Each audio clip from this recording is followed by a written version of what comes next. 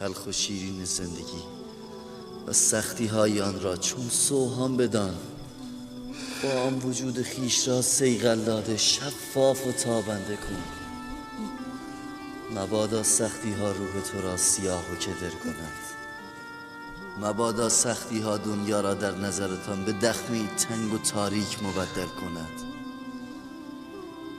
چه بسا کسانی که در زندان نیستند اما اضطراب درون و پریشانی خاطر دنیا را در نظرشان بدتر از زندان کرده است.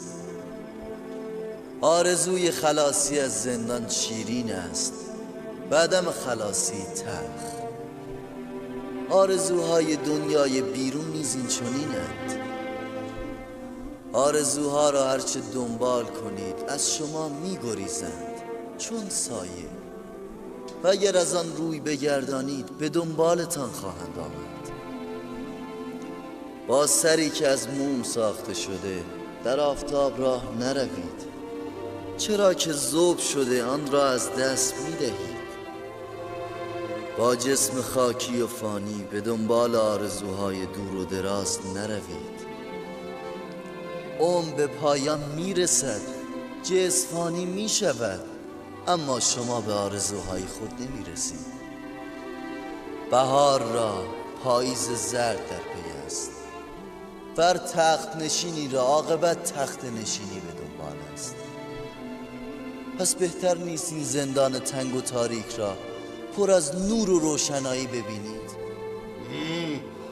به چه دلخوشی؟ با کدام امید باید این همه شاد و سرخوش باشیم؟ یار خوب انتخاب کنید، آن را که یار در کنار باشد از دریای غم کناره خواهد رفت. تو دیوانه ای؟ اینجا زندان است و ما درون قبری، فقط دفن نشده.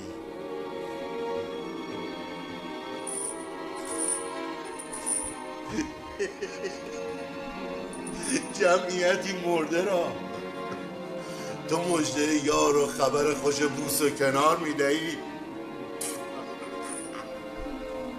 گوش کنید عزیزان، یار هر کس چیزی است که میپرستد.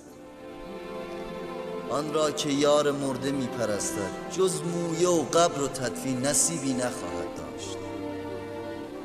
و آن را که یار زنده میپرستد کنج زندان و باغ و بیابان برایش تفاوت نمی‌کند. یوزارسیف، میتوانم بپرسم این همه شادی و سرخوشی تو از کدام یار پدید آمده؟